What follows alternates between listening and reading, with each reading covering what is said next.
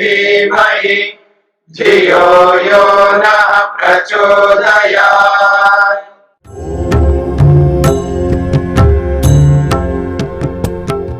ओम सभी को नमस्ते। ओम का उच्चारण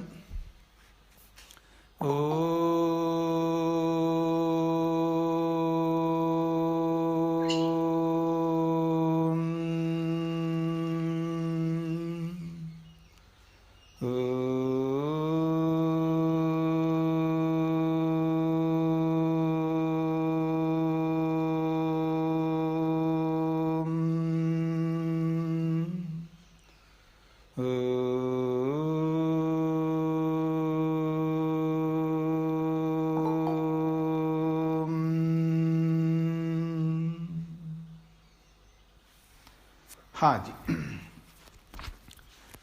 छांदोग्य उपनिषद तृतीय प्रपाठक 14वां खंड प्रारंभ होने जा रहा है।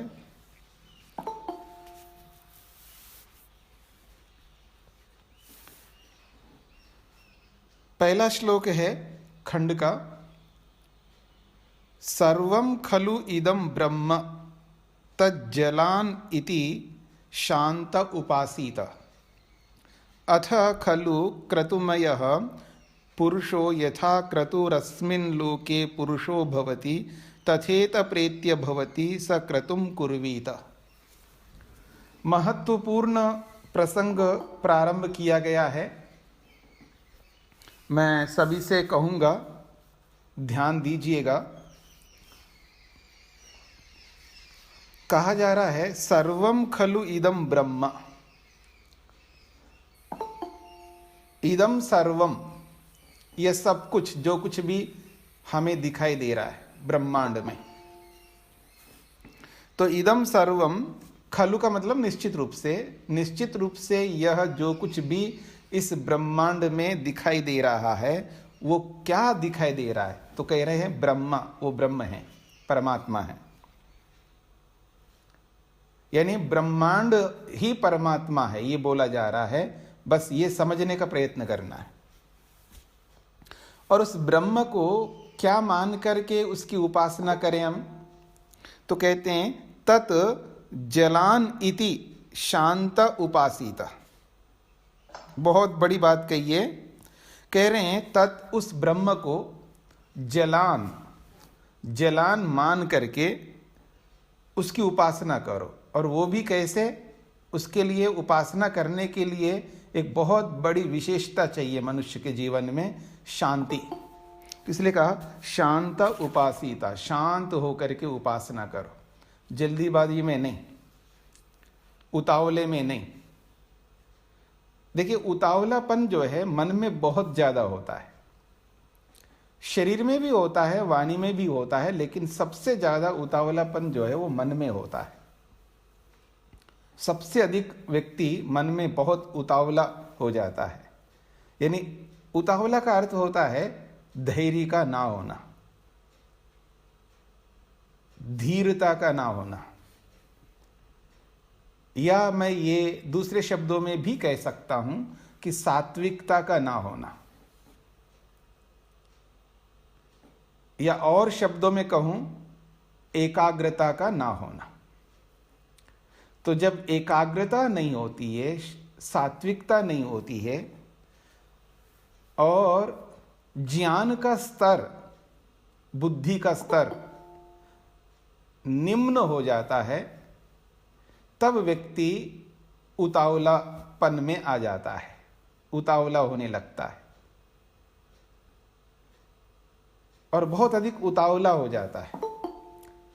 जीवन के जिस किसी भी पहलू पर वो जी रहा होता है, वो इतना उतावला हो जाता है, चाहे वो व्यापार के संदर्भ में हो, चाहे गृहस्थ के पारिवारिक संदर्भ में हो, या किसी भी संदर्भ में हो, या किसी से बात कर रहा हो, पति से, पत्नी से, भाई से, बहन से, सास से, बहू से, गुरु से, विद्यार्थी से, या किसी भी और व्यक्ति से, तो उसके मन के अंदर जो उतावलापन है वो उसके व्यवहार में आ जाता है।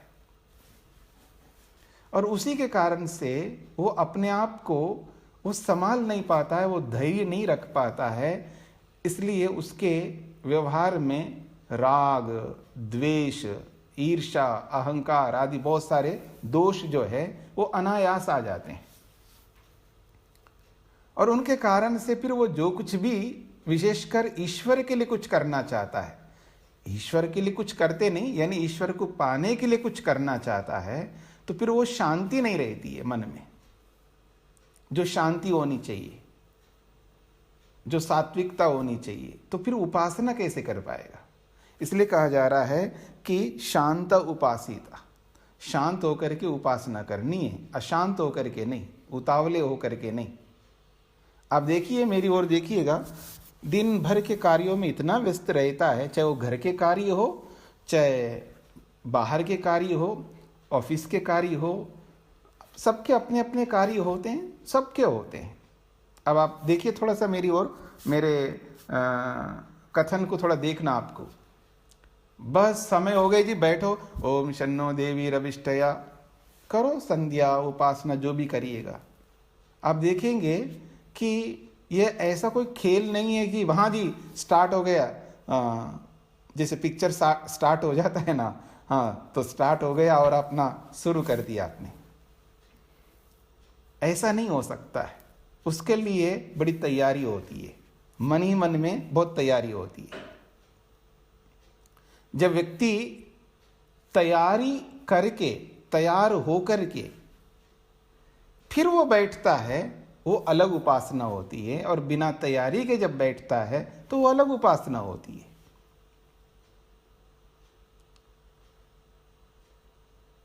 जैसे मैं अभी आपको पढ़ाने के लिए बैठा हूं, तो ऐसे ही समय हो गया और खोल करके नहीं बैठा हूं, मैं इस पहले तैयारी करता हूं इसकी, ठीक है ना। और आप में से भी जो लेक्चरर्स हैं, प्रोफेसर्स हैं, और आप में से जो टीचर्स हैं, अध्यापक जो भी गण हैं, वो भी आप कुछ तैयारी तो करते ही होंगे ना।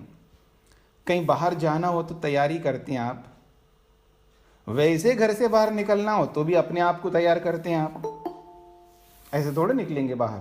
मैं कई बार लोगों को बोल देता हूं कि आप बाहर निकलो तो ऐसे निकलो जैसे कि बिल्कुल गरीब आदमी हो। हाँ, लोगों को ऐसे लगना कि पता नहीं ये कौन, हाँ ठीक है, होंगे, ऐसे ही होंगे, गरीब आदमी की तरह। ऐसे कपड़े भी ऐसे साधारण कपड़े पहनो, कोई ब्रांडेड नहीं पहनना, कुछ ऐसे सामान्य पहन करके ऐसे चलो, निकलो। और घर में रहो तो राजा की तरह रहो। उल्टा होता है आज, बिल्कुल उल्टा होता है। घर में तो जैसे तैसे रहते हैं, और कुछ लोग तो ऐसे ड्रेस पहन करके रहते हैं, क्या कहूँ मैं आपको। तो मैं सबकी बात नहीं कह रहा हूँ, अधिकांश जो सामान्य रूप से देखा जाता है, जो सामान्य जीवन जो चलता है, तो उनका ड्रेस, उनका वो जो भी पहनाव जो भी है, ऐसे रहते हैं। और बाहर निकलते हैं तो पता नहीं, बिल्कुल तैयार होकर के निकलते हैं। तो जब आप बाहर निकलते भी है घर से तो भी तैयार होते हैं, अपने आप को तैयार करते हैं। और कहीं वेकेशन के लिए जाते हैं तो बहुत सारी तैयारी करके निकलते हैं आप लोग। तो तैयारी तो हर चीज के लिए हम करते हैं, तो उपासना के लिए, भक्ति के लिए क्यों ना तैयार करें? नहीं जी, तो रोज का काम है, अब रोज रोज थोड़ा ऐसी इतनी बड़ी तैयारी करेंगे। अच्छा, ऑफिस में जाते हैं तो नहीं तैयार होकर के जाते, ऐसे जैसे कपड़े पहन करके थोड़े जाएंगे ऑफिस में। स्कूल में जाते हैं, अध्यापक जो है स्कूल में जाते हैं, या अध्यापिकाएं जो जाती हैं स्कूल में, हाँ, अपने सहेलियों को, अपने मित्रों को, उनको इनको दिखाना भी पड़ता है कि देखो आज कैसे ड्रेस हैं, कैसे सैंडल हैं, कैसे जूते चप्पल हैं, क्या मैचिंग का हुआ है, नहीं हुआ है, सब कुछ तैयार होकर के जाते हैं ना। चाहे स्कूल जाए या शॉपिंग पे जाए या किसी पे जाए, जो रोज ऑफिस में जाइए, कहीं भी जाइए, तैयारी तो होता है, आदमी तैयारी करता है। ये जब रोज के कामों के लिए भी हम तैयारी करते हैं, उनके लिए बहुत सावधानी रखते हैं, उसके लिए कल ये पहना, कल परसों तो ये पहना था, आज भी वही पहनूंगी या पहनूंगा तो क्या, ठीक है। और बहुत सारे है ड्रेसेस, तो बड़ा ध्यान देते, समय देते हैं, उसके लिए टाइम निकालते हैं, कई लोग तो घंटों निकालते हैं। तो जब इन सब की तैयारी हम कर सकते हैं तो क्यों ना रोज हम उपासना करते तो उसकी तैयारी ना करें। और वो तैयारी जो है शांत होने की करनी है हमें, कि अपने आप को शांत करना है, मन को शांत करना है। जो निर्णय लेते हैं उस बुद्धि से, उस बुद्धि को शांत करना है। जो अहंकार से जो अपनी अनुभूति करते हैं उस अहंकार को शांत करना है, अपनी इंद्रियों को शांत करना है, अपने शरीर को भी शांत रखना है। ये बिना सात्विकता के संभव नहीं है। सात्विकता हो तो शरीर भी शांत रहेगा, इंद्रियां भी शांत रहेंगी, मन, बुद्धि, अहंकार ये सब शांत रहेंगे। और अपने ज्ञान का जो स्तर है उसको बनाए रखना पड़ता है। अपने ज्ञान के स्तर को हम खो देते हैं, बिल्कुल खो देते हैं। जैसे आदमी बीमार पड़ता है ना, उसका ज्ञान का स्तर देखिए कि बिल्कुल कितना निम्न हो जाता है। देखो वो बीमार पड़ी थी ना या पड़ा था ना, हम 2 बार नहीं 3 बार जाकर के मिल के आए। हाँ देखो ये 1 बार भी नहीं आया मेरे से मिलने के लिए। और हम ऐसे थोड़े जाते हैं मिलने के लिए, हम कुछ लेके जाते हैं। आए तो है, कुछ भी नहीं लाए। देखो एक ब्रेड तक नहीं लाए। जो ज्ञान का स्तर है ना आदमी का, बिल्कुल निम्न हो जाता है। चाहे बीमारी की स्थिति हो, चाहे लेन देन की स्थिति हो, जब आप जाते हैं किसी से मिलने जाते, कुछ ले जाते हैं, वैसे मिलने जा रहे तो भी कुछ ले जाते हैं, वो आपसे मिलने आ रहे हैं तो वो कुछ लाते हैं, उसमें भी देखिए आदमी का ज्ञान का स्तर देखो, देखो क्या लाया है, क्या स्थिति देती। देखो वो पड़ी होगी ऐसे ही, किसी ने चिपक दिया, क्या बोलते हैं आप, चेप दिया होगा, वो हमको चेप दिया, ठीक है ना। यानी ज्ञान का स्तर देखिए व्यक्ति का पूरा, आप देखेंगे पूरे व्यवहार में, चाहे आप फंक्शंस में जाइए, शादियों में जाइए, आप बर्थडे पार्टीज में जाइएगा, कोई भी काम करते जाइएगा, हमारा जो ज्ञान का स्तर है वो किस प्रकार का बनता जाता है। ज्ञान का स्तर में कितना अंतर आ जाता है हमारे जीवन में। वैसे अपने आप को बहुत तीव्र बुद्धिमान, बुद्धिमती और अपने आप को बहुत समझदार, सुलझे हुए जो भी मानते हैं हम लोग, लेकिन जब व्यवहार में अपने ज्ञान के स्तर को इतना निम्न कर लेते हम लोग, और ये ज्ञान का स्तर जब निम्न हो जाता है उसका सीधा प्रभाव पड़ता है हमारे कर्मों पर। फिर हमारे कर्म भी उसी के अनुरूप होंगे जैसा ज्ञान का स्तर होगा। और जब ज्ञान का स्तर ही निम्न हो गया है तो कर्मों का स्तर निम्न हो जाएगा, तो फिर उपासना का स्तर भी बिल्कुल निम्न हो जाएगा। तो उस स्थिति में हम जी रहे होते हैं जो हमको एहसास नहीं हो रहा है हम कर क्या रहे हैं। चाहते तो हैं कि भगवान को प्राप्त करना है, हमको बहुत आगे बढ़ना है, हम लगे हुए हैं जिसमें, स्वाध्याय भी कर रहे हैं, पढ़ाई भी कर रहे हैं, समय भी देते हैं, सब कुछ करते हैं, लेकिन वो जो बैकग्राउंड है हमारा, आधार है, उस पर हमारा ध्यान नहीं जा रहा होता है। उस पर ध्यान हमको देना होता है। तो इसलिए बोला जा रहा है कि शांत उपासिता, अपने आप को अंदर से, बाहर से, सब ओर से शांत करना। तो शांत क्या है, वो उसकी चर्चा मैंने आपके सामने की है कि मन की शांति, बुद्धि की शांति और अहंकार की शांति, ज्ञान के स्तर पर वो शांति निर्भर करती है। और जो भी हम करना चाहते हैं उसके लिए जो सात्विकता चाहिए, जिसके कारण से शांति आती है, तो ये जो भी बातें आपके सामने रखी है उन पर अगर हमने ध्यान नहीं दिया तो ना वो शांति स्थिति आएगी शांति की, और ना हमारी वैसी उपासना होगी। तो जो भी हम करते हैं मेहनत सुबह से लेकर रात तक, वो सारा का सारा जो हमारा मेहनत जो है ना, एक प्रकार से व्यर्थ सा हो जाता है। जब कर ही रहे हैं तो उसको ढंग से क्यों ना किया जाए। तो इसी बात को ध्यान में रखते हुए ये प्रसंग चलाया जा रहा है कि उस परमात्मा को जलान मान करके उसकी उपासना करो। उसका एक नाम है जलान। जैसे आजकल के लोग किसी का बच्चा हो जाता है ना, तो दोनों का नाम मिला करके नाम रखने का आजकल एक चल रही ना परिपाठी, कि उसका एक अक्षर, उसके दो अक्षर, उसके दो अक्षर मिला करके इसे नाम रखने का, ठीक है ना।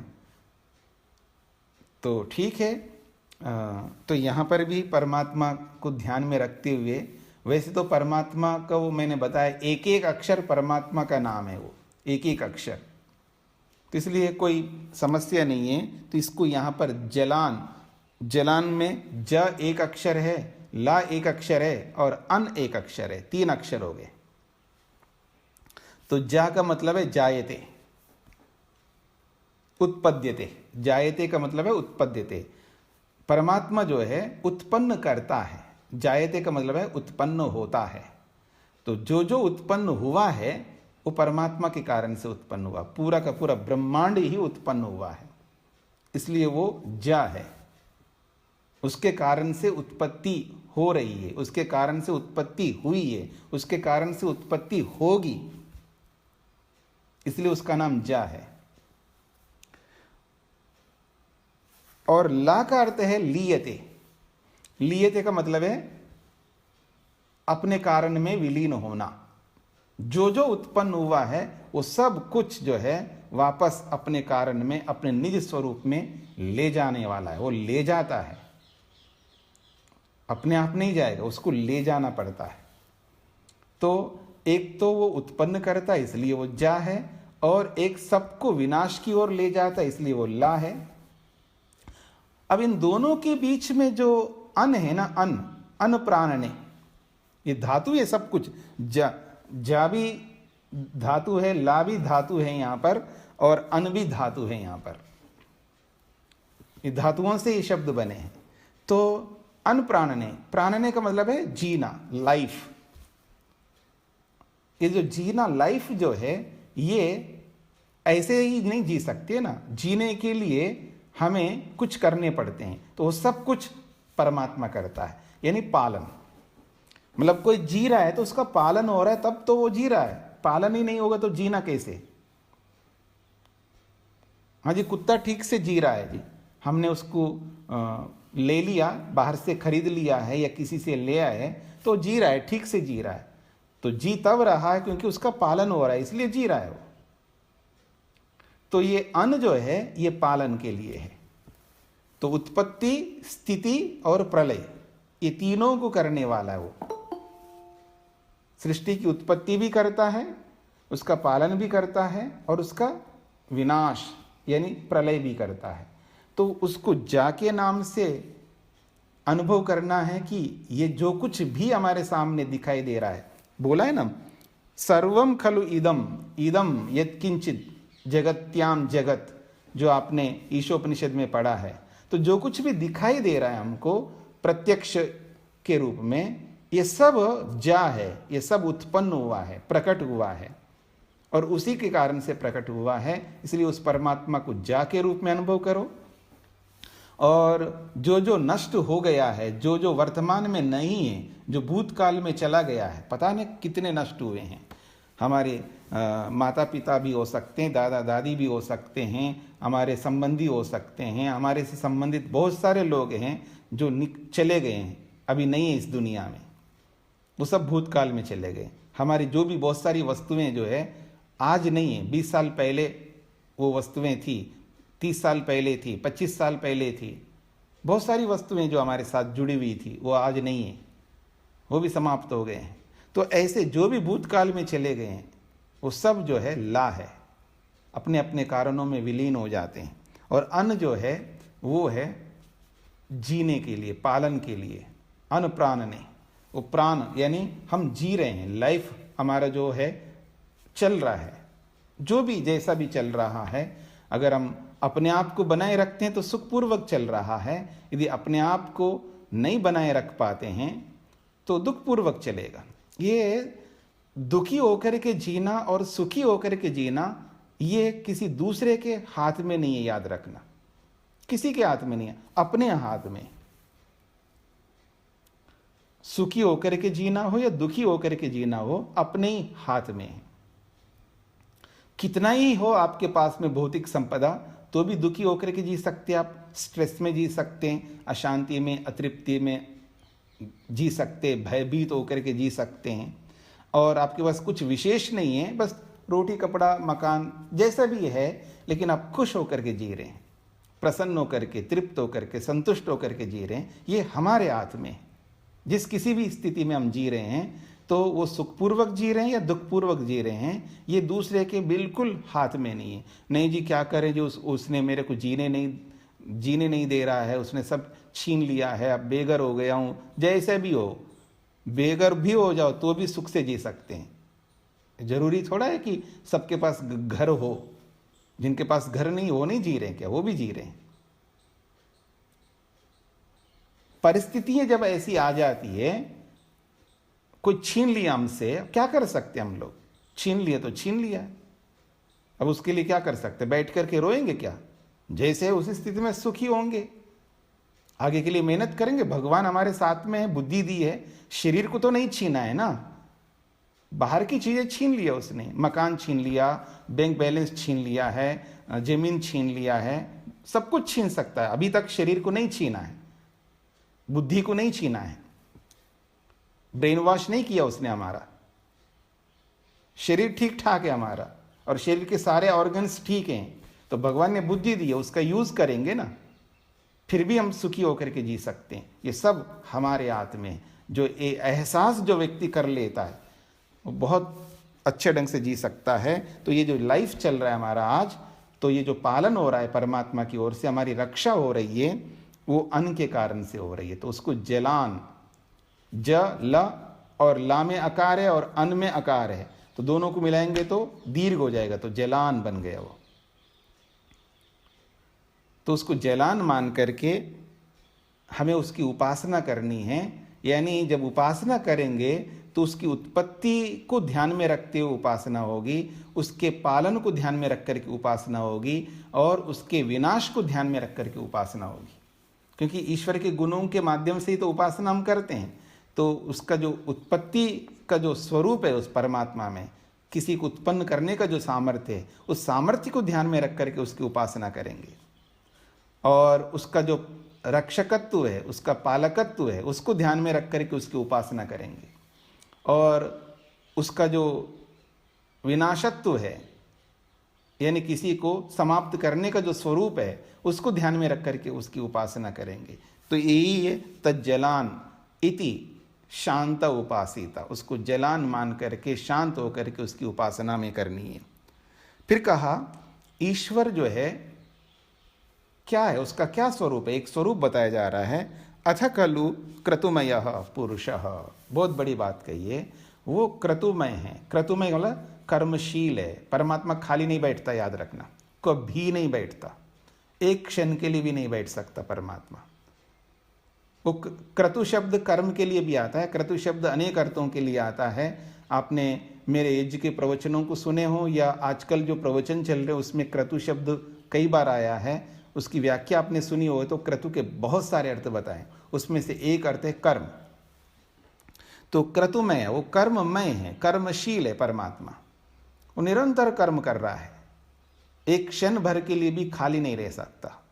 क्योंकि जितने भी आत्मा है, जितने भी मतलब आत्माएं कहिए, आत्मा कहिए, जितने आत्मा हैं उन सबको ध्यान रखना पड़ता है। पता नहीं कौन कब क्या कर रहा है। देखिए हम लोग पढ़ रहे हैं, पढ़ते हुए हमारे कर्मों को देख रहा है, किसी के मन के कर्मों को, किसी की वाणी के कर्मों को, किसी के शारीरिक कर्मों को, और किसी के मन के कर्मों को भी। एक दो तो नहीं है ना, असंख्य आत्मा है, असंख्य आत्माओं के मन के कर्मों को भी ध्यान में देख रहा है, वाचनिक कर्मों को देख रहा है, शारीरिक कर्मों को देख रहा है, और भी पता नहीं क्या क्या कर्म हो रहे दुनिया में, सबको देख रहा है, सबके लिए कुछ कर रहा है। उसको फल, कहीं फल दे रहा है, कहीं दंड दे रहा है, कहीं कुछ दे रहा है, कहीं कच, यानी उसके कर्म जो है अनंत है।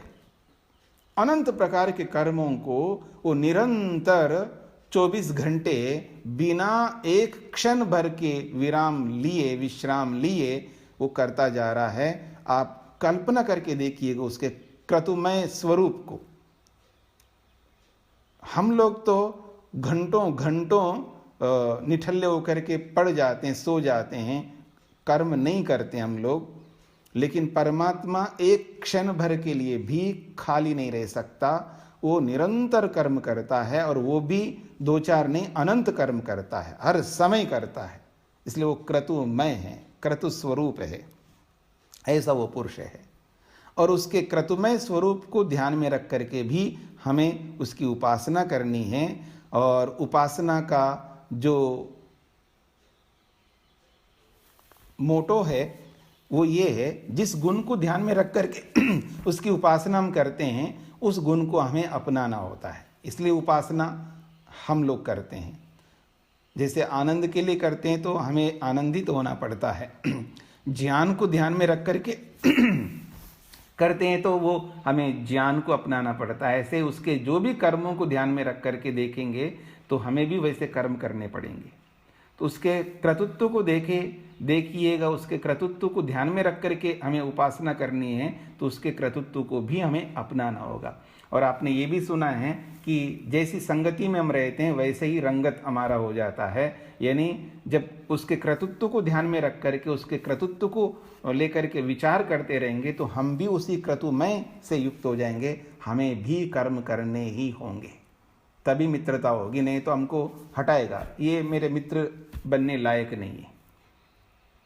जैसे किसी बड़े व्यक्ति से हम मित्रता करने की कोशिश करते हैं, वो नहीं बनाता है हमको। हाँ, हर कोई नहीं बनाता है, अब बहुत कोशिश करते हैं। बड़े लोग होते हैं जिनके पास थोड़ा बहुत संपर्क हमारा हो जाता है और उनके इर्द गिर्द हम जाने का प्रयास करते हैं, उनसे मित्रता बनाए रखने का प्रयास करते हैं, बार बार संपर्क करने का प्रयत्न करते हैं। वो नहीं बनाता, हर किसी को नहीं बनाता वो। तो उसको दिखना चाहिए, हाँ ये मेरे मित्र बनने लायक है, योग्य है, तभी वो मित्र बनाता है। ठीक इसी प्रकार से परमात्मा भी हमें दूर कर देगा, याद रखना। वो यथा योग्य व्यवहार करता है।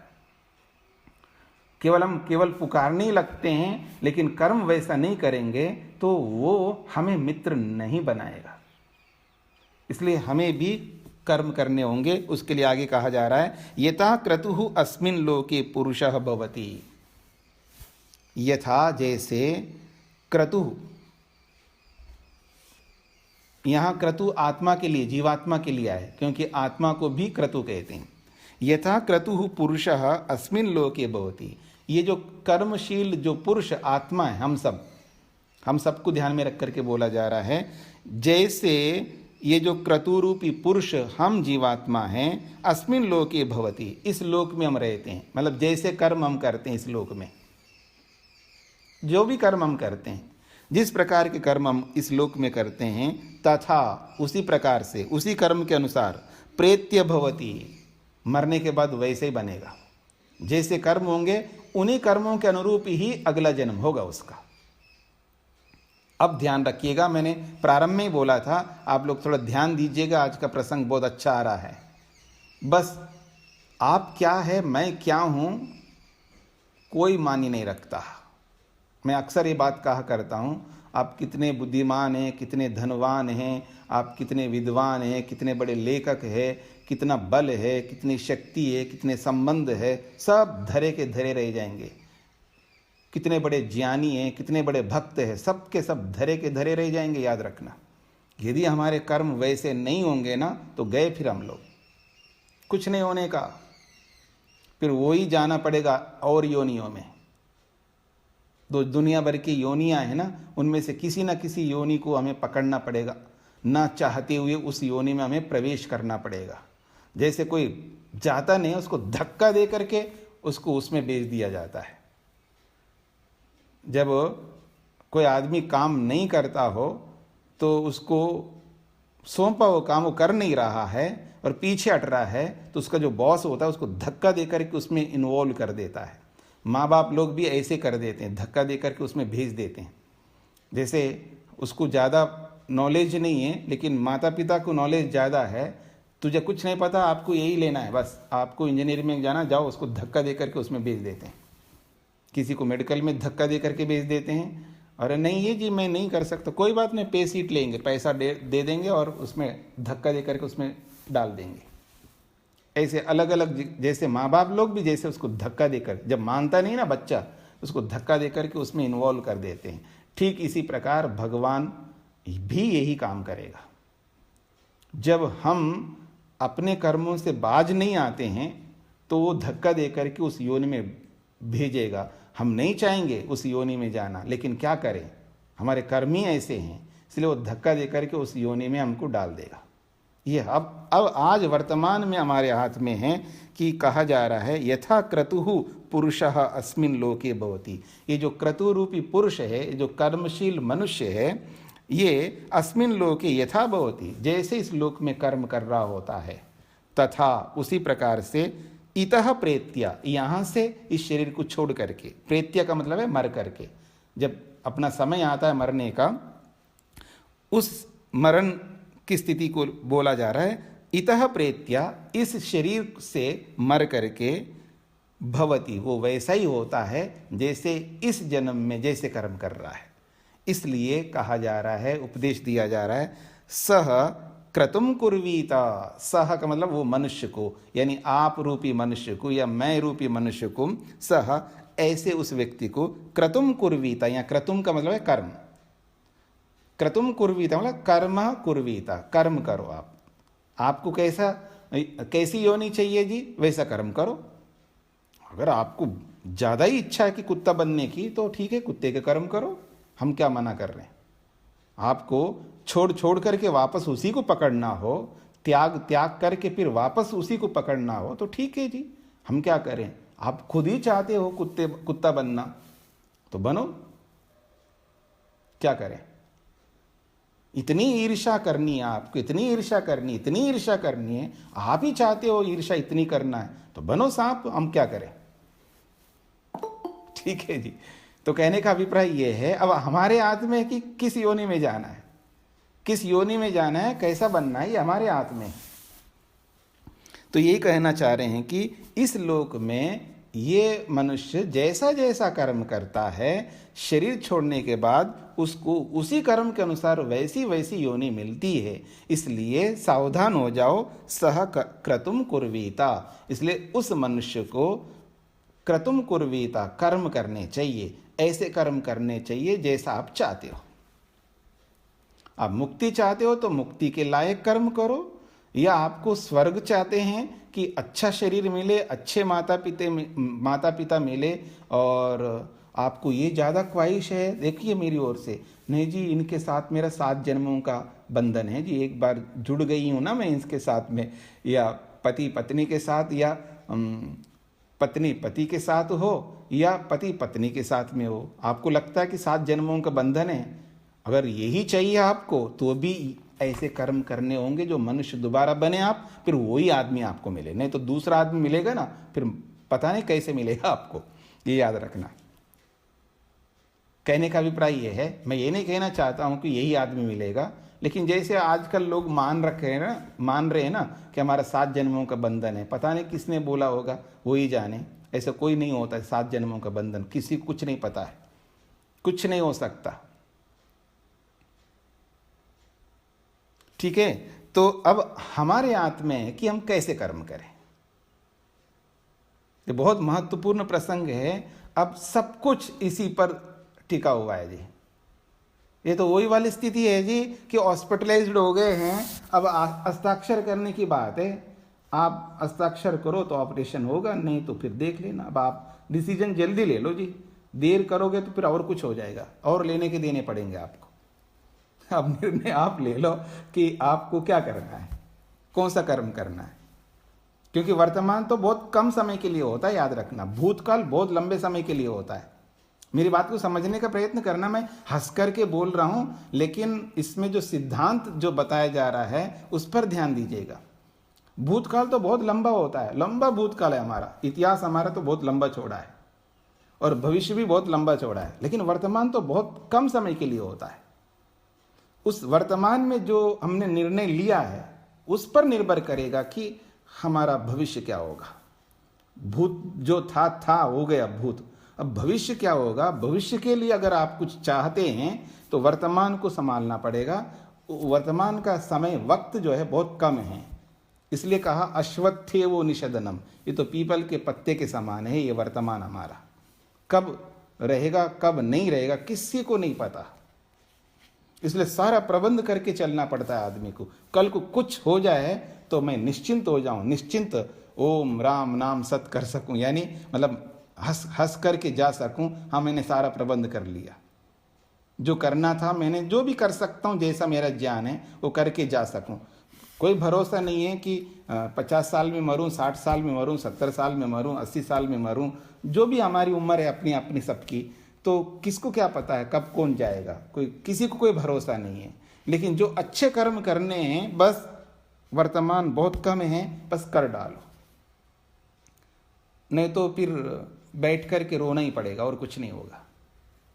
बैठ कर के रोने का मतलब है, अब जिस योनि में हम जाएंगे, जिस जन्म में हम जाएंगे, जिस परिस्थिति में जाएंगे, फिर वहां दुख ही दुख है। उस दुख से बचना चाहते हैं तो वर्तमान को हमें सुधारना होगा। इसलिए कह रहे हैं अंत में सक्रतुम कुर्वीता। इसलिए हम सबको वो कर्म करने चाहिए जिन कर्मों को करने से जो हमें प्राप्ति होती है, जिस प्राप्ति को लेकर के हम सोच रहे हैं। तो आगे बढ़िएगा। मनोमय प्राण शरीर भारूप सत्यसंकल्प आकाशात्मा सर्वकर्म सर्वकाम सर्वगंध सर्वरस सर्वम इदम अभ्यात्तः अवाकी अनादर। बहुत अच्छी बात कही जा रही है। सारे के सारे विशेषण जो है परमात्मा के हैं। उस परमात्मा की जो उपासना करने की बात प्रारंभ की है, शांत होकर के उसकी उपासना करो, तो पहली बात कहिए कर्म करो। ऐसे कर्म करो जिसके माध्यम से हमारा अगला निर्धारित होगा। तो परमात्मा को कहा मनोमय, वो मनोमय है। मनोमय का मतलब है मननशील है। ऐसे ही निर्णय नहीं लेता, ऐसे ही मनन नहीं करता, ठीक है जी इनको ये दे दो वो दे दो, ऐसा आंख मीच करके कोई विचार ऐसे ही कर लिया और आपको वो फल दे दे, ऐसा नहीं है। वो बिल्कुल मनन करता है, यानी बुद्धिपूर्वक हमारे एक एक कर्म का बिल्कुल हिसाब रखता है। कितना कठिन है जी एक कर्म का फल देना। आपको क्या लगता है जो न्यायकारी होता है, जैसे न्यायाधीश होता है, जो जज होता है कोर्टों में, जब वो जजमेंट देता है, आपको लगता है कितना सर देखो क्या जजमेंट दिया इन्होंने।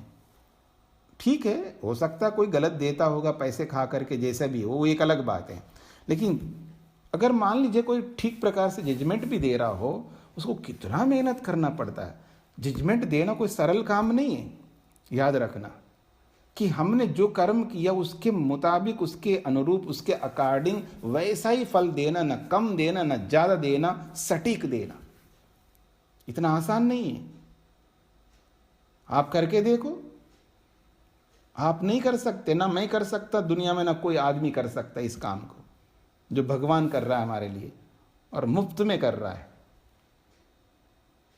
सोच करके देखिएगा। इसलिए वो मनोमय है, यानी बिल्कुल मनन करता है, विचार करता है कि आपके एक एक कर्म को सामने रखकर पर उस पर मंथन करता है। यह अलग बात है, वो सर्वशक्तिमान होने के कारण से उसकी जो गति है मनन करने की, डिसीजन लेने की जो तीव्रता है, वो अनंत है वो भी। पर इसका ये मतलब नहीं है कि उसमें उसकी शक्ति नहीं लगती। वो लगेगी, सर्वशक्तिमान है, उसके लिए तो बाएं हाथ का खेल है। लेकिन मेहनत नहीं लगती हो ऐसा नहीं है। कोई व्यक्ति किसी वस्तु को बनाता है, उसमें शक्ति लगती है, ज्ञान लगता है, सब कुछ लगता है। तो परमात्मा का भी लगता है, उसको इतने हल्के में नहीं ले सकते हम लोग। इसलिए वो मनोमय है, वो मनन अवश्य करता है हमारे एक एक कर्मों को लेकर के। प्राण शरीर, वो प्राण रूप है, लाइफ है, हमारे को जीवन देता है। लाइफ जिसको आप बोलते हो ना, जीवन, ये जो जीवन है ये आसान नहीं है। परमात्मा निरंतर हमको जीवन प्रदान कर रहा है, इसलिए उसको प्राण का भी प्राण बोला है। तो प्राण शरीर वाला है, यानी प्राण स्वरूप वाला है। यह शरीर का अर्थ ऐसा कोई शरीर होता हो ऐसा नहीं है। शरीर शब्द जो है स्वरूप अर्थ में भी आता है। तो प्राण शरीर का मतलब प्राण स्वरूप है, ऐसा है। शरीर का मतलब स्वरूप। और भारूप, वो ज्ञान स्वरूप है। देखिए रूप शब्द यहाँ पर स्वरूप के लिए आया, भारूप। तो ऐसे ही शरीर शब्द भी स्वरूप के लिए आया। तो आपके मन में आ सकता है कि तो यहाँ शरीर ना लिख करके ये रूप ही क्यों नहीं लिखा, जैसे भारूप ऐसे प्राण रूप ऐसे लिखना चाहिए था। तो आपके मेरे कहने के हिसाब से वो नहीं चल सकता है ना, उसके अपने नियम होते हैं। और सारे शब्द हैं तो सब शब्दों का प्रयोग करना चाहिए ना, एक ही शब्द का थोड़ा प्रयोग करेंगे हम। जब एक अर्थ के अनेक शब्द होते हों तो अनेक शब्दों का प्रयोग करेंगे ना। जब शब्द है उसका प्रयोग ना हो, वो आपकी तरह मेरी तरह थोड़ा है भगवान कि आपके पास पैसा है लेकिन आप यूज़ नहीं करते हैं, आपके पास कपड़े हैं तो आप यूज़ नहीं करते हैं, आपके पास 4-5 मकान हैं लेकिन आप यूज़ नहीं करते हैं। वो आपकी तरह मेरी तरह नहीं है भगवान। उसके पास जो है सबका यूज़ करता है। मेरी बात समझने का प्रयत्न करना आप। मतलब ऐसा नहीं है कि हम लोगों की तरह वो कंजूस है होते हुए भी उसका यूज़ नहीं करता हो। जब अनेक शब्द एक अर्थ के लिए हैं तो क्यों ना प्रयोग करे वो। इसलिए इस बात को समझने का प्रयत्न करिए। वो प्राण शरीर का मतलब प्राण स्वरूप है, भा रूप का मतलब है ज्ञान स्वरूप है। रूप शब्द जो है स्वरूपार्थक है, और ऐसे ही शरीर शब्द भी स्वरूपार्थक है। सत्य संकल्प, एक बहुत बड़ी बात कही है, उसके जो भी संकल्प होते हैं सारे के सारे सत्य होते हैं। सत्य संकल्प वाला है, हमारे संकल्पों के अनुसार नहीं है उसके संकल्प। हमारे सत्य भी होते हैं, असत्य भी होते हैं। हमें पता है बिल्कुल असत्य है, लेकिन हम असत्य संकल्प लेकर के चलते हैं। नहीं, इस बार मैं इतना टैक्स नहीं दूंगा, इतना ही दूंगा, ओ मेरे बस की बात नहीं, इतना मैं मेहनत करके कमाता हूं और पूरा टैक्स दूंगा तो मेरा क्या होगा, मैं बर्बाद हो जाऊंगा। मान करके वो पूरा नहीं देता है, उसका संकल्प है ये क्या है? असत्य संकल्प है। एक एग्जाम्पल दिया मैंने आपके सामने। ऐसे न जाने कितने असत्य संकल्प लेकर के हम जीते हैं। परमात्मा ऐसा नहीं है, वो सत्य संकल्प वाला, उसके सारे संकल्प सत्य होते हैं। आकाश आत्मा, आकाश, यहां आत्मा शब्द भी स्वरूपार्थक है। आकाश स्वरूप है यानी व्यापक स्वरूप है, वो संकुचित नहीं है, वो व्यापक स्वरूप है। यानी आकाशात्मक मतलब आकाश स्वरूप है यानी व्यापक स्वरूप वाला है, सर्वत्र विद्यमान रहने का उसका स्वरूप है। सर्वकर्मा, अब देखिए समस्त कार्यों को करता है। सर्वकर्म का मतलब है सब प्रकार के कर्मों को करता है। मतलब उत्पन्न करने का कर्म करता है, पालन करने का कर्म करता है, और विनाश कर्म करने का, विनाश के भी कर्म करता है। तीनों प्रकार के कर्म उसके अनंत हैं, इसलिए कहा सर्वकर्मा, सब प्रकार के कर्मों को करता है। देखिए कुत्ता बनाना हो उसके लिए अलग प्रकार का कर्म करना पड़ेगा, अलग प्रकार का शरीर होगा, और उस शरीर के जो रॉ मटेरियल है वो भी एक अलग प्रकार से लेना, अलग मतलब कॉम्बिनेशन, मतलब किस चीज को किस चीज के साथ कितना मिलाना है, कितनी मात्रा मिलाना। देखिए साइंटिस्ट जो होते हैं ना, साइंटिस्ट, आप देखिएगा वो पता नहीं किस किस को क्या क्या मिला करके क्या क्या चीजें बनाते हैं। प्लास्टिक देखिए कितने प्रकार के बना दे, मोबाइल्स के जो हार्डवेयर देखिएगा कितने प्रकार के बनाए, गाड़ियों के हार्डवेयर देखिएगा, मतलब और भी जितने भी पदार्थ देखेंगे जो साइंटिस्ट लोग बनाते हैं, मतलब रॉ मटेरियल तो वही है उनके पास में भी, लेकिन वो कितने प्रकार के बनाते हैं। वो कोई खेल है क्या ऐसा बनाना? उसके लिए कितनी बुद्धि चाहिए, कितनी शक्ति चाहिए, कितना सामर्थ्य चाहिए, कितना तप चाहिए उनको, कितना टाइम चाहिए उनको। थोड़ा सोच करके देखिएगा। जैसे आज के साइंटिस्ट लोग, इंजीनियर्स जो लोग, डॉक्टर्स लोग, जो भी इस प्रकार के काम करने वाले जैसे करते हैं, वैसे ही परमात्मा जो है वो कर्म करता है। सर्वकर्मा, और सब प्रकार के कर्म करता है। कुत्ते वाले कर्म, गधे वाले कर्म, मनुष्य वाले, यानी मनुष्य बनाने के लिए कैसा रॉ मटेरियल चाहिए, कितनी मात्रा में होनी चाहिए, किस प्रकार का कॉम्बिनेशन होने से वो मनुष्य बनता है।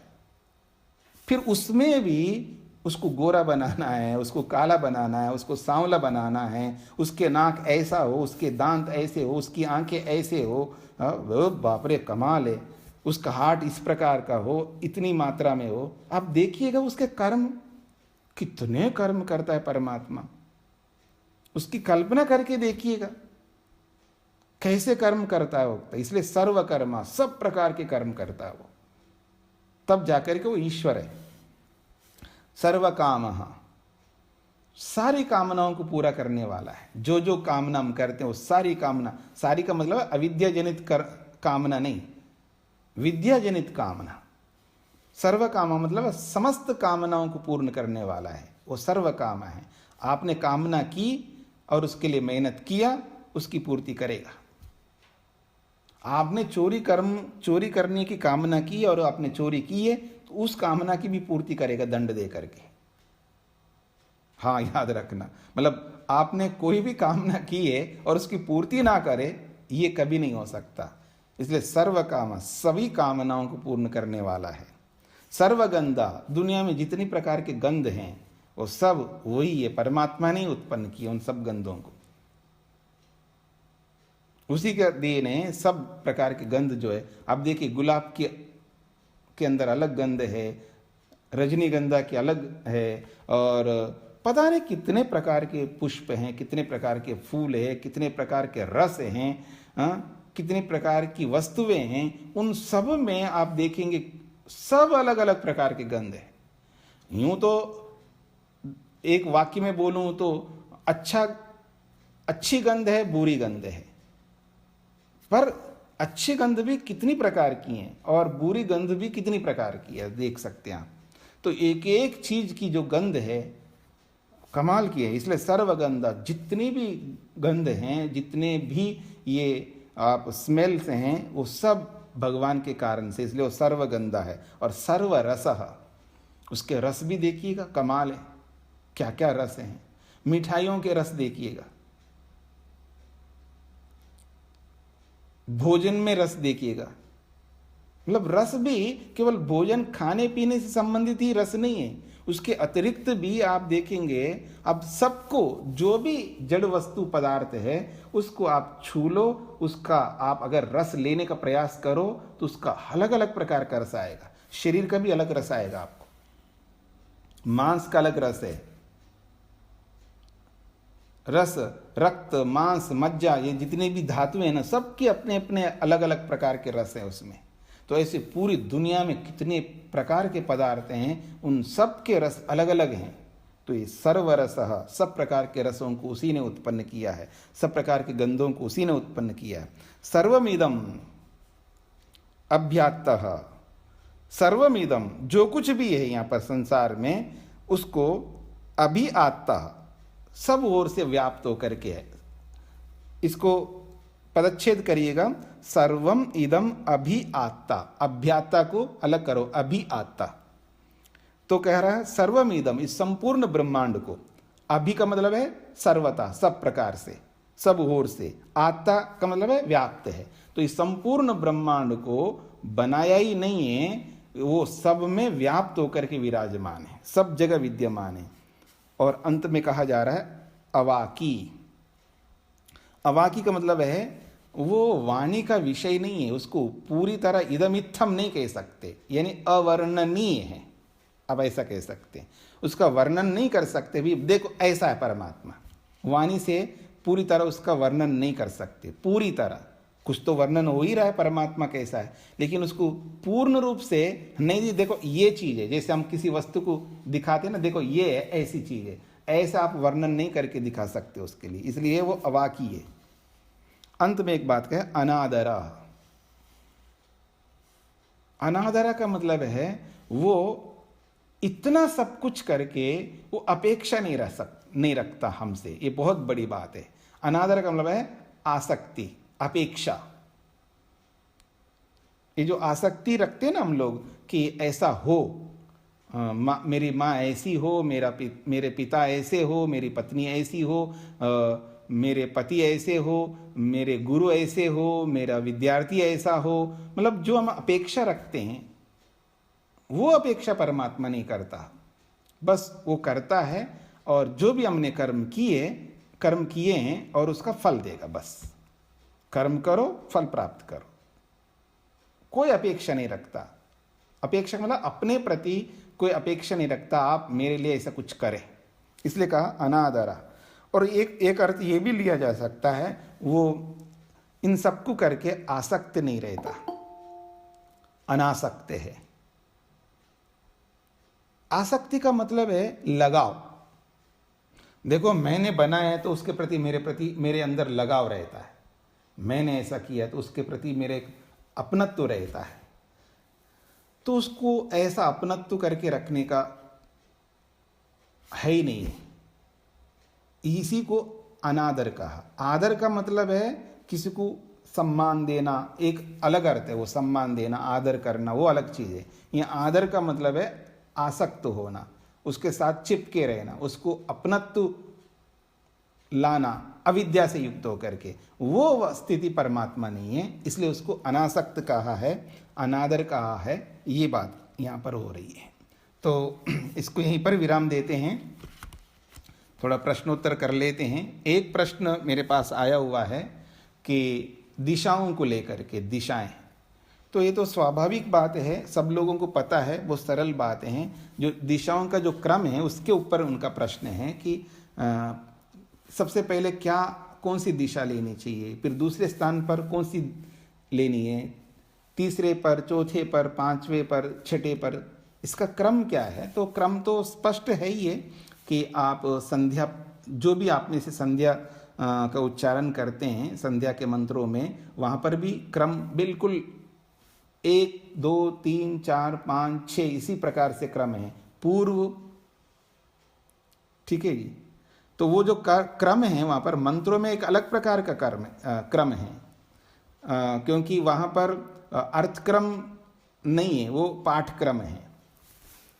लेकिन बचपन में हम जब स्कूल में, मेरे को याद इतना नहीं है, लेकिन दूसरी तीसरी क्लास में हो सकता है, या और भी कौन सा क्लास है ये नहीं कह सकता, उस समय खड़ा करके हम लोगों को हाथ फैला करके ऐसे लंबा करके खड़ा करते थे सूर्य के सामने, और जब सामने की ओर देखते हैं तो ये पूर्व दिशा है, और जब सामने देखा तो जो पीठ के पीछे वो पश्चिम है, और फिर दाएं तरफ ये दक्षिण है, और बाएं तरफ ये उत्तर है। तो पूर्व पश्चिम, दक्षिण उत्तर, या उत्तर दक्षिण, जैसा भी आप समझ सकते, ये दिशाओं का क्रम है वास्तव में।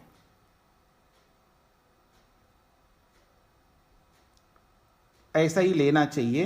तो यहाँ पर भी जब उपनिषद में अभी अभी दिशाओं को लेकर के पढ़ा था हमने, तो पूर्व और पश्चिम लिया है, फिर उत्तर दक्षिण लिया है, अथवा दक्षिण उत्तर लिया है, ये क्रम है।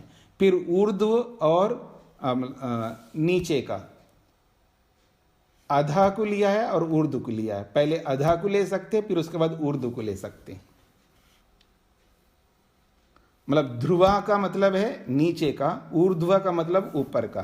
तो पूर्व पश्चिम, दक्षिण उत्तर कहो या उत्तर दक्षिण कहो, तो उत्तर दक्षिण भी कह सकते, क्योंकि हम लोग बाएं ओर से अधिक लेते हैं ना अधिकांश, तो इसलिए वो उत्तर दक्षिण ले लेते हैं। इसलिए ऐसा कोई जरूरी नहीं है कि उत्तर दक्षिण ही लेना, दक्षिण उत्तर भी ले सकते हैं, इसमें थोड़ा सा आप चेंज कर सकते हैं। तो पूर्व पश्चिम, दक्षिण उत्तर, या उत्तर दक्षिण, या ध्रुवा का मतलब नीचे और ऊर्ध्व का मतलब ऊपर, ये 6 दिशाओं में आप ऐसा क्रम रख सकते हैं। शास्त्रों में इसी प्रकार का आता है। हाँ जी, अब आप लोग पूछिए, किसी कुछ पूछना है।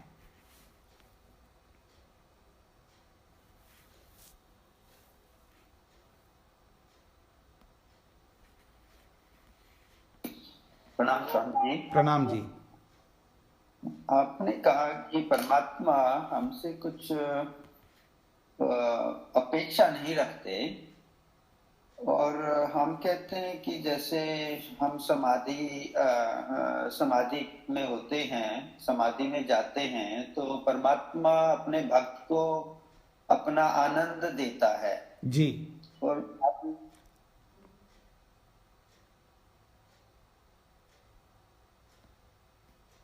तो हमें कुछ वो देने की जरूरत नहीं है। खैर वो तो दूसरा संदर्भ है, बट ऐसा लगता था कि जब हम समाधि की ओर जाते हैं तो परमात्मा हम पर मतलब खुश होके हमें उसका आनंद स्वरूप से हमारा अमृत पान करता है। तो उसमें ऐसा अपेक्षा का भाव नहीं है क्या स्वामी जी?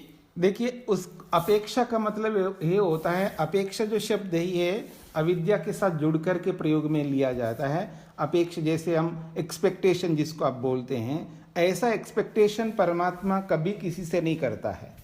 वो तो आपने उसके अनुरूप कर्म किए, इसलिए उसको आपको फल देना है।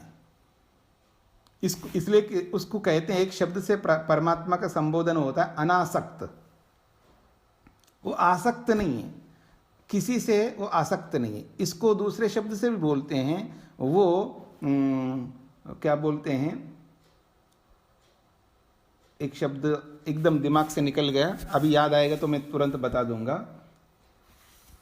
वो सांख्य में उसका प्रयोग होता है, और भी दर्शनों में अनेक बार आया है।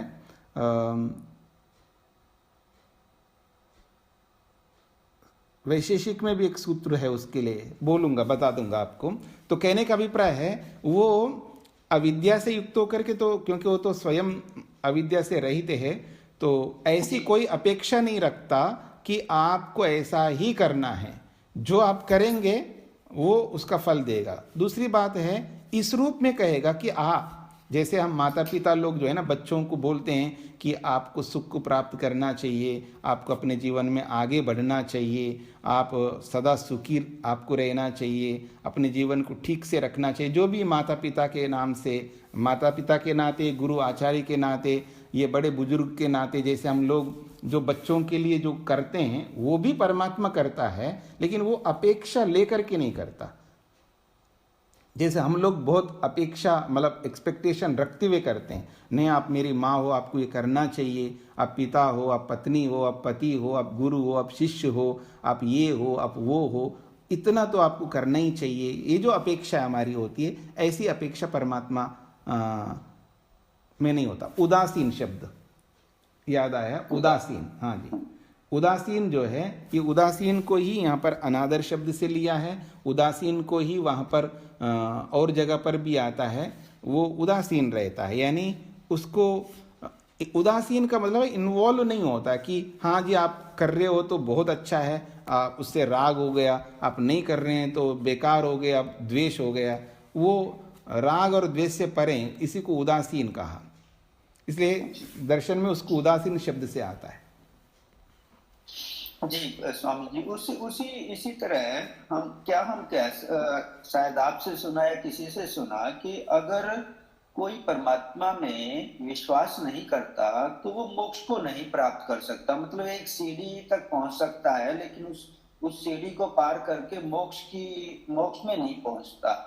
ऐसा है स्वामी जी? क्या मतलब इतना, मतलब मोक्ष की सीढ़ी पार करने के लिए परमात्मा में पूरा विश्वास होने के बाद ही, अदरवाइज तो आप कितने भी कुछ भी कर्म कर लीजिए, अगर कोई नास्तिक है, मतलब परमात्मा में अटूट विश्वास नहीं है उसका, तो वो उस सीढ़ी को पार नहीं कर सकता अपने कर्मों से। जी, तीन स्टेजेस हैं हमारे जीवन में। एक तो ज्ञान का स्तर है, एक कर्म का स्तर है, और एक भक्ति का स्तर है, यानी ज्ञान कर्म उपासना। तो जितना ज्ञान हमें चाहिए उतना ज्ञान अगर हमने प्राप्त किया है तो समझ लेना हम मुक्ति के योग्य बन गए। और फिर जितने कर्म हमको करने चाहिए, निष्काम कर्म, उतने हमने कर्म किए तो हम मुक्ति के योग्य हो गए हैं। और इन सबको देने वाला है, उसकी भक्ति उपासना हम इसलिए नहीं कर रहे हैं कि वो हमें दे रहा है इसलिए हमें उसको खुश करना है, परमात्मा को, इसलिए उसकी भक्ति कर रहे हैं हम लोग। ऐसा नहीं है। हम इसलिए भक्ति कर रहे हैं, उस भक्ति के पीछे एक बहुत बड़ा कारण है, हमारे में जो अहंकार रहता है उस अहंकार को समाप्त करना होता है हमें। और दूसरी बात है, जो देने वाला है उसको भी हमें समझना होता है, ताकि हम क्या चाहते हैं और वो दे सके हमें। जब सामने वाले को हम समझ लेते हैं तो हमको पता लगता है कि आप क्या दे सकते हैं हमारे लिए, आप क्या कर सकते हैं हमारे लिए, आप क्या महत्व रखते हैं हमारे लिए। तो आपको जानना जरूरी है, नहीं तो मैं आपसे वो ले ही नहीं पाऊंगा। जिसको हम कहते हैं ना, आपसे लाभ उठाना है हमको, आपको यूज करना है। दूसरे शब्दों में बोलूं मैं, आपको यूज करना है। जी ये धनवान है, इसका यूज करना चाहिए। ये सेठ आदमी है तो इसका यूज करो, और ये कर्मठ व्यक्ति है, ये परोपकारी है, इसका यूज करो। तो ऐसे ही परमात्मा के स्वरूप को जाने बिना हम उसका यूज कैसे करेंगे, उससे लेंगे कैसे, और उससे लेने के लिए उसकी भक्ति करनी है, यानी उसको समझना। भक्ति का मतलब उसकी कोई चापलूसी वाली भक्ति नहीं है। यहाँ पर हम उसके गुण कर्म स्वभावों को जान रहे हैं भक्ति के माध्यम से, उसके सारे गुणों को, उसके सारे कर्मों को समझ रहे हैं, उसके सारे स्वभावों को समझ रहे हैं, और समझ करके उसके जो स्वभाव हैं, उसके जो गुण हैं, उसके जो कर्म हैं, उसको हम स्वीकार कर रहे हैं अपने में, ताकि हम आनंदित रह सके। यही भक्ति है। ऐसी भक्ति जो नहीं करता है तो उसको ना वैसे गुण प्राप्त होंगे, ना उसके वैसे कर्म होंगे, ना उसके वैसे स्वभाव होंगे। कोई कह सकता जी नास्तिक भी बहुत अच्छा होता है, तो वो बैठ कर के भक्ति नहीं कर रहा, लेकिन बिना बैठ कर के उसके उस स्वभाव को स्वीकार कर लिया बिना परमात्मा का नाम लिए। जैसे कोई बहुत शांत रहता है तो वो जरूरी नहीं है बैठ कर के परमात्मा के शांत स्वरूप को अनुभव करके ही करे, वो बिना उसके शांत भी रहता है, बिना उस ईश्वर की भक्ति किए बहुत अच्छे अच्छे कर्म करता है और उसके अंदर बहुत अच्छे अच्छे गुण भी होते हैं। एक प्रकार से वो इनडायरेक्टली परमात्मा को स्वीकार कर लिया, यानी परमात्मा की व्यवस्था को स्वीकार कर लिया। वो जो ये जो संसार का जो नियम है, जिसको कहते सृष्टि क्रम के नियमों को उसने नेचर के, उनकी लैंग्वेज में बोलूं, नेचर के जो भी सिद्धांत है उसको उसने स्वीकार कर लिया, तो वो भी तो ईश्वर की भक्ति है। जी। और उतने अंश में वो बहुत आगे बढ़ा हुआ होता है, लेकिन ऐसा नहीं कि वो सर्वांश में बढ़ जाएगा, नहीं बढ़ सकता है वो व्यक्ति। जितना उसने किया उतना पूरा लाभ मिलेगा, और जो ना करने वाले की अपेक्षा वो बहुत आगे बढ़ा हुआ होता है। जैसे उदाहरण के लिए जो मध्यकाल में जितने साधु संत हुए हैं, चाहे रामकृष्ण परमहंस हो, चाहे विवेकानंद हो, चाहे गुरु गोविंद सिंह हो, चाहे वो स्वामी दयानंद सरस्वती जी हो, या जो कोई भी लोग हैं जो महापुरुष हुए हैं, वो अपने अपने क्षेत्र में जहाँ जहाँ उन्होंने अपनी योग्यताएं बनाई उन्होंने, और वहाँ पर वो बहुत महान बने हैं, इसमें कोई शक नहीं है। लेकिन वो कोई सर्वांगीण दृष्टिकोण से स्वीकार करेगा तो सर्वांगीण दृष्टिकोण से आगे बढ़ेगा, और एकांगी दृष्टिकोण से स्वीकार करेगा तो उसी विषय में आगे बढ़ेगा वो व्यक्ति। ऐसा है जी। तो हम ये कह सकते हैं स्वामी जी कि जैसे हम कोई भी हम परमात्मा में विश्वास करते हैं, उपासना करते हैं, तो हमारा एक कैटलिस्ट की तरह काम करता है हमारे ज्ञान को बढ़ाने, ज्ञान की बढ़ोतरी में, और उसी से कर्म की शुद्ध कर्म, निष्काम कर्म की बढ़ोतरी में। मतलब वो एक कैटलिस्ट हो जाता है ना, जिससे रिएक्शन रिजल्ट जल्दी आता है। ये तो स्वाभाविक ऐसा भी कर सकते हैं, और लेकिन उसी हिसाब से जाएं तो कोई कहे कि भाई हम उपासना नहीं करते, और वो शायद थोड़े लंबे समय में अपने ज्ञान को ठीक करता हो, उससे कर्मों को अच्छा करता हो, फिर उसके उस सर्कल में भी तो वो आगे मोक्ष तक नहीं पहुंच सकता स्वामी जी। नहीं पहुंच सकता। अगर आपने मेरे लिए कुछ किया है और मैं आपके प्रति कृतज्ञ नहीं हो रहा हूं, तो ये तो अच्छा कर्म नहीं है ना मेरा। अब लौकिक दृष्टि से आप देखेंगे, जो नास्तिक लोग भी है वो भी तो कृतज्ञ बनते हैं ना, अपने लेक्चरर्स के प्रति, प्रोफेसर्स के प्रति, अपने माता पिता के प्रति, जो भी उनके लिए कुछ करते हैं उनके लिए कृतज्ञ तो बनते ही हैं। तो उस नास्तिक को और सारे अच्छे कर्म कर रहा है तो वो उसको भी कृतज्ञ बनना चाहिए, चाहे भले वो नेचर के नाम से करे, कृतज्ञ बने, हमें क्या आपत्ति है। ईश्वर का नाम ना लेके ईश्वर के ही सारे गुणों को अपनाए तो हमें कोई आपत्ति नहीं है। मतलब डायरेक्ट नाक को सीधा ना पकड़े तो टेढ़े ढंग से भी पकड़ ले तो हमें क्या आपत्ति है, उसमें कोई दिक्कत नहीं है, वो भी प्राप्त कर सकता है। शर्त है उसके नियमों का पालन करे। अब माँ ये कह रही है कि बेटा हमने तुझे जन्म दिया है, तेरे लिए सब कुछ किया है, तू हमें अप्रिशिएट कर, हमें कृतज्ञता व्यक्त कर, हमें भी कुछ दे को सुनो। तो ये माँ का राइट्स है, ये करेगी माँ। तो ऐसे ही ईश्वर का भी राइट्स है, मैं तेरे लिए सब कुछ कर रहा हूँ तो मेरे प्रति भी कृतज्ञ हो। अगर कोई नहीं हो और फिर वो ईश्वरीय मुक्ति को प्राप्त करे, कैसे संभव होगा। जी हाँ, थैंक यू, धन्यवाद। जी। तो और किसी का प्रश्न हो तो बोलिएगा, नहीं तो विश्राम अपने ओंकार करते हैं।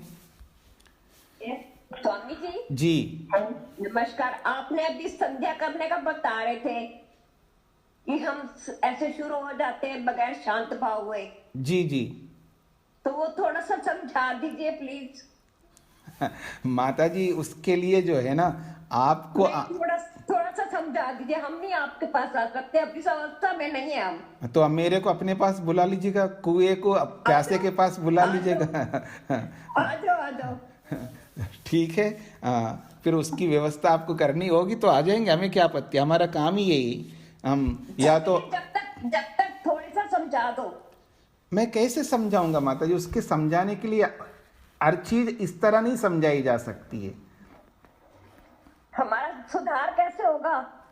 आप सुधार चाहती हैं तो जैसे सुधार होता है उसी तरह करना पड़ेगा ना। मतलब सुधार का जो मतलब उपलब्धि जो है ना, प्राप्ति जिससे होती है उसी से करना पड़ेगा। आज इतना सा समझा दो, कल इतना हम अपने आप सीख जाएंगे। ये तो आप ऐसी बात कर रहे हो जैसे कि कोई सेठ जो है ना, सेठ से बस आप लाख ना दो तो कम से कम 50 दो, 50 नहीं तो 25 दो, 25 नहीं तो 10 दो, नहीं तो कम से कम 100 रुपए तो दे दो, मेरे किराए लगे। वो वाली बात कर रहे हैं आप माता जी। ये तो बहुत मुश्किल हो जाएगा। बिल्कुल ठीक कहा है स्वामी आपने। ऐसा नहीं हो सकता ना माता जी। मतलब हर चीज जो है ना ऐसे नहीं बताया जा सकता। और विशेषकर ये जो ध्यान उपासना जो है, इसके लिए बहुत कुछ हमें करना पड़ता है, क्योंकि बिना त्याग के हम उस स्थिति को नहीं प्राप्त कर सकते। उसके लिए कुछ तो करना पड़ता है, हमको त्याग करना पड़ता है और अपने आप को सामने उपस्थित करना पड़ता है, तभी उसका विशेष लाभ होता है। तो हर चीज़ अगर हम इसी तरह करने लग जाएंगे, वैसे ही हम बहुत लोग क्या कहना चाहिए, त्याग नहीं कर पाते हैं, आलस्य से युक्त रहते हैं, प्रमाद से युक्त रहते हैं। तो इन्हीं वजहों से हमारी गति उतनी नहीं हो पाती है। यानी उसके लिए बहुत कुछ खर्च करना पड़ता है। मैं मोटी भाषा में बोलूँ, खर्च का मतलब कोई पैसे का खर्च नहीं है, समय का भी, त्याग का भी बहुत कुछ खर्च करना पड़ता, तब जाकर के वो स्थिति मिलती है।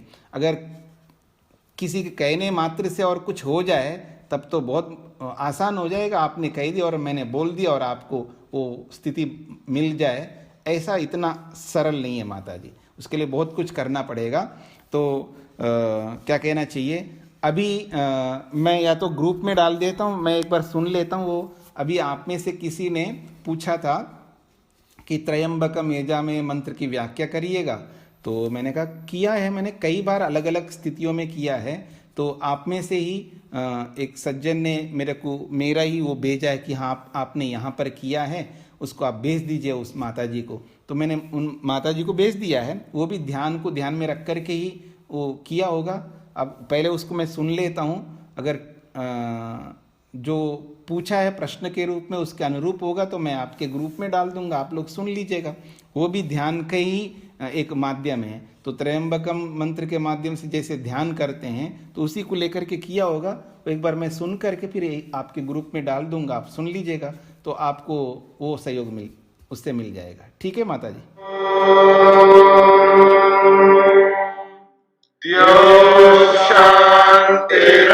शान्तिरन्तरिक्षं शान्ति पृथिवी शान्तिरापः शान्तिरोषधयः शान्तिः वनस्पतयः शान्तिर्विश्वे देवाः शान्तिर्ब्रह्म शान्ति सर्वं शान्ति शान्तिरेव शान्ति क्षमा शान्तिरेधि ॐ